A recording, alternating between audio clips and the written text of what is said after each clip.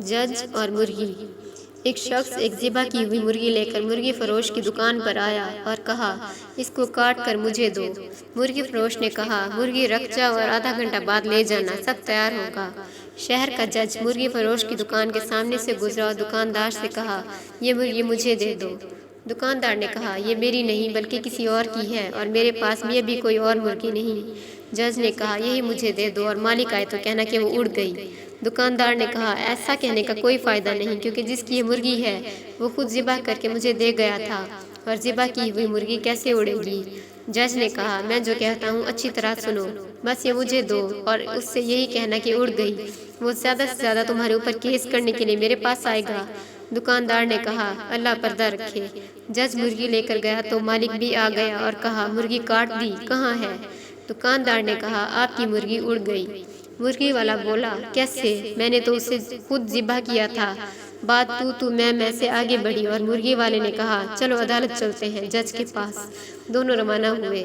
عدالت جاتے ہوئے راستے میں دیکھا کہ دو آدمی لڑ رہے ہیں، ایک مسلمان ہے اور دوسرا یہودی۔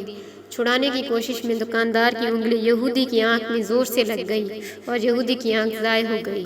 لوگوں نے دکاندار کو پکڑ لیا اور کہا، عدالت لے جائیں گے۔ دکاندار پر 2 کیس بن گئے۔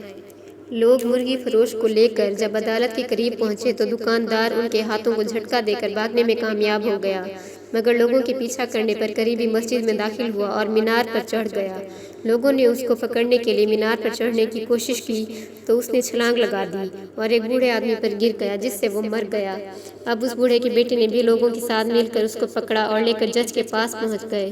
جج اس کو دیکھ کر ہی ہنس پڑا، کیونکہ اس کو مرغی یاد آ گئی، مگر باقی 2 کیسوں کا علم نہیں تھا۔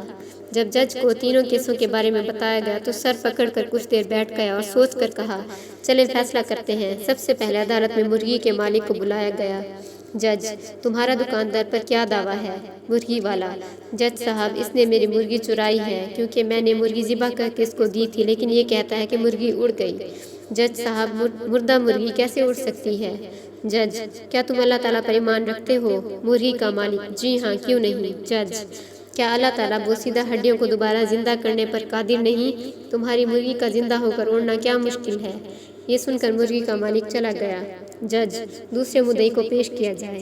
یہودی کو پیش کیا گیا تو اس نے کہا، جج صاحب، اس نے میری آنکھ میں انگلی ڈال دی، جس سے میری آنکھ ضائع ہو گئی۔ میں بھی اس کی آنکھ میں انگلی مار کر اس کی آنکھ ضائع کرنا چاہتا ہوں۔ جج نے تھوڑی دیر سوچ کر کہا، مسلمان پر غیر مسلم کی دیت نصف ہے، اس لیے پہلے یہ مسلمان تمہاری دوسری آنکھ بھی پھوڑے گا، اس کے بعد تم اس کی ایک آنکھ پھوڑ دینا۔ یہودی، جج صاحب رہنے دیں، میں اپنا کیس واپس لیتا ہوں۔ جج، تیسرا کیس کیا ہے؟ مرنے والے بوڑھے کا بیٹا آگے بڑھا اور کہا، جج صاحب، اس نے میرے باپ پر چھلانگ لگائی، جس سے وہ مر گیا۔ جج نے کچھ دیر سوچنے کے بعد کہا، ایسا کرو، جاؤ سب اس مینار کے پاس اور تم بھی اس مینار پر چڑھ کر اس پر چھلانگ لگا دو۔ لڑکے نے کہا، جج صاحب، اگر یہ دائیں بائیں ہو گیا تو میں زمین پر گر کر مر جاؤں گا۔ جج، یہ میرا مسئلہ نہیں، تمہارا باپ دائیں بائیں کیوں نہیں ہوا؟